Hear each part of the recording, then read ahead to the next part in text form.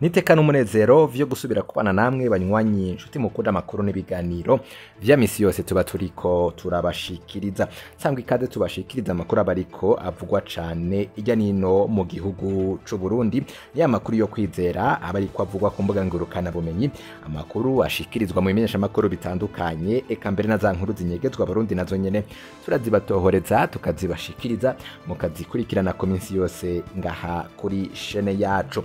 Muragira mukurikirane amakuru yihuta arabana n'urudandaji rw'igitoro n'amabanga amenetse amatohoza yakozwe ni radio ijwi ry'abanyagihugu RPA kubirabana n'abategetsi n'ibihangange n'andi mabanga yabinyegeje inyuma y'ikina ry'igitoro mu gihugu c'u Burundi.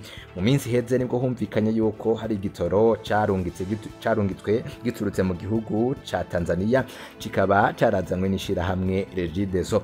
Nubwo biruko igitoro kikaba kibandanya kuba umuzi wibuye mu gihugu c'u Burundi, ndetse bikavugwa yuko ikibazo k'igitoro kitaratorerwa inyishu bitewe n'ibihangange bibandanya birakora amanyanga yo kunyegeza igitoro ndetse no kukijana mu gihugu kibanyi ca leta iharanira intwaro rusangi ya Kongo. Mu bihangange biriko biravugwa mwayo manyanga haragarukamwo umukenyezi w'umukuru w'igihugu Angeline Ndayishimiye n'umukuru w'igihugu ndetse n'abandi bategetsi bakuru muza kumviriza muri aya makuru turaza kubibashikirako twabiteguye. Muraza no kumviriza amakuru arabana n'igisata ca politike, hama dusimbire n'amakuru arabana n'igisata c'intwaro.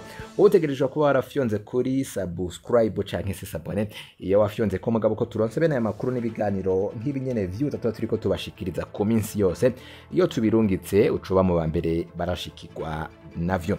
Reka ndasubire ndabaramutse nabaye kaze mwisango y'amakuru, muragira mukurikirane ayo makuru n'ayandi twabateguriye ingingo imwe ukwayo. Nimeje kubabwira mu ntango z'aya makuru ko mugira mukurikirane ibirabana n'amabanga amenetse ku matohoza yakozwe n'ikimenyesha makuru radio RPA kubirabana n'ikena ry'igitoro mu gihugu c'u Burundi. Mu minsi heze nibwo humvikanye yuko ishirahamwe Regideso ryinjije igitoro cinshi ribikuye mu gihugu ca Tanzania.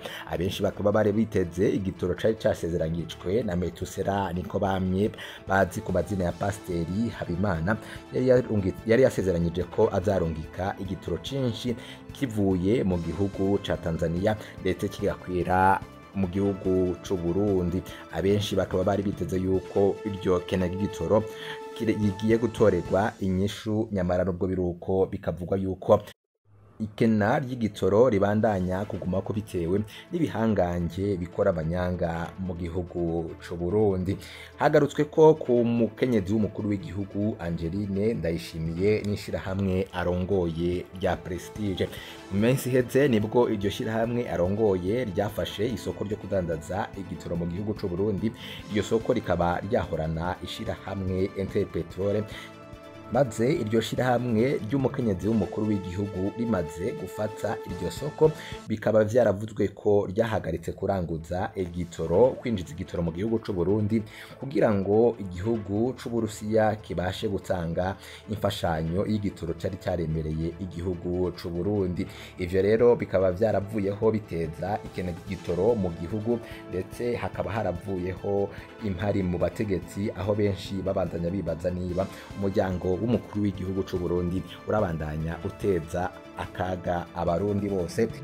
Aribwo hafashwe umwanzuro ngwishirahamwe Regideso ryinjize igitoro mu gihugu c'u Burundi. Igitoro categerezwa kwinjizwa na niko bamye Metusera canke azwi ku mazina ya Pasteri Habimana. Reka tubanze twumvirize iyo nkuru irabana n'ikena ry'igitoro, amatohoza yakozwe ni radio RPA ijwi ry'abanyagihugu, hama turaza no kubandanya n'ayandi makuru twabateguriye. Reka tuwumvirize, bakaba arabo bagenzi bacu bo ku radio ijwi ry'abanyagihugu RPA.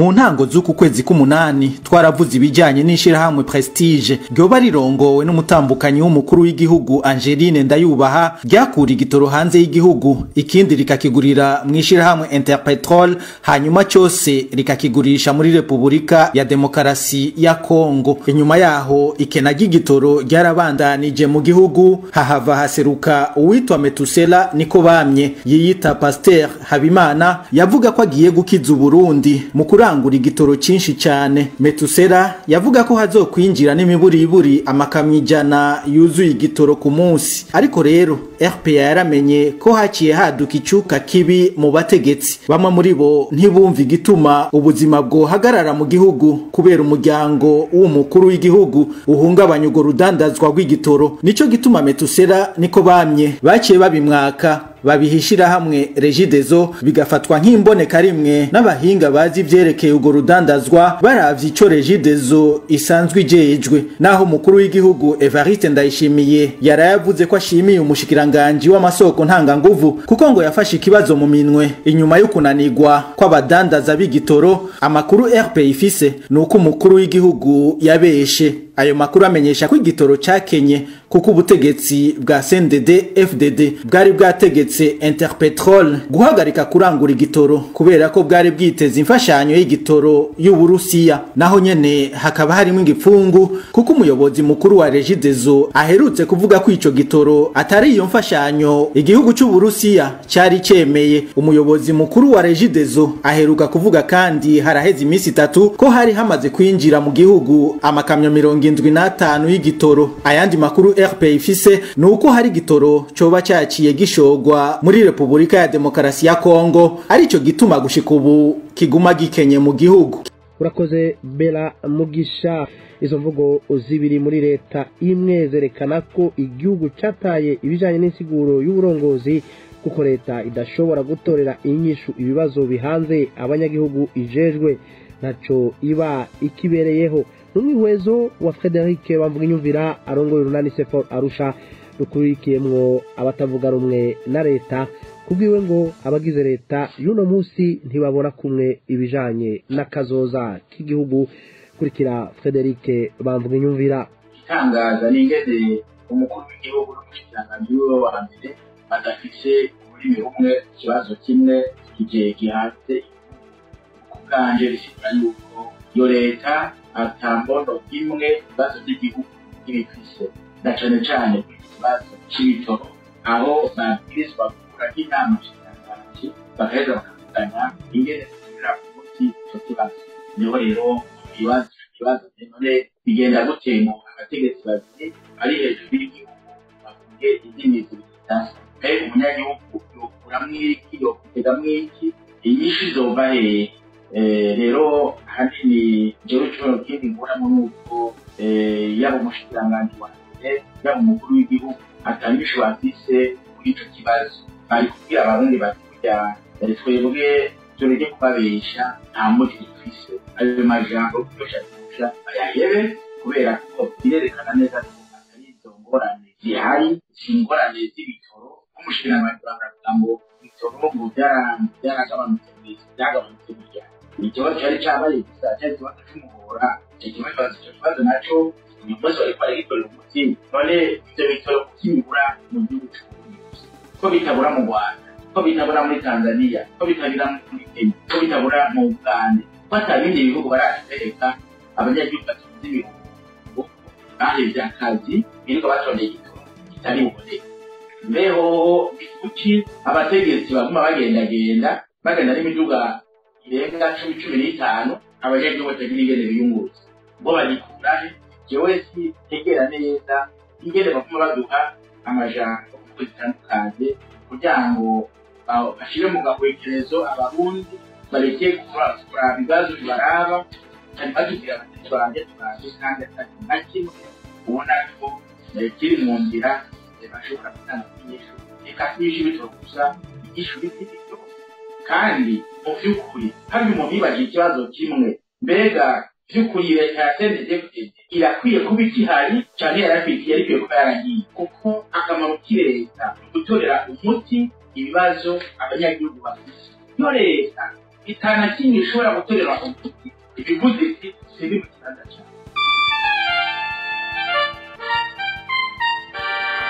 Inzamba radio Inzamba agateka kawe muriko murakurikira amakuru twateguriye arabandanya.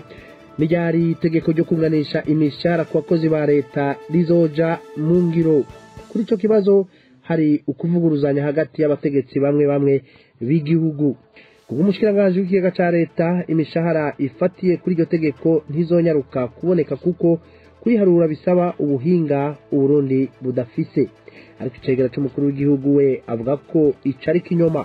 Inkuru ya Pierre Gahungu. Umushikiranganje w'ikigega ca leta asigura ko kunganisha imishahara ari igikorwa gisaba kwitondera cane.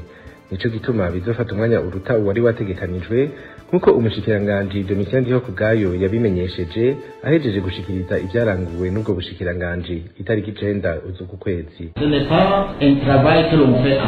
Si ibintu bikorwa mu munsi umwe, bishobora gufata n'amezi. Muhumura rero ko itegeko ryashizweho turi ku kivi kugira ibintu bigende neza. Abarundi bazobikora nabo tuzokura hanze kuko ngaha atabushobozi dufise. Naho nyene bizoca mu gutanga isoko.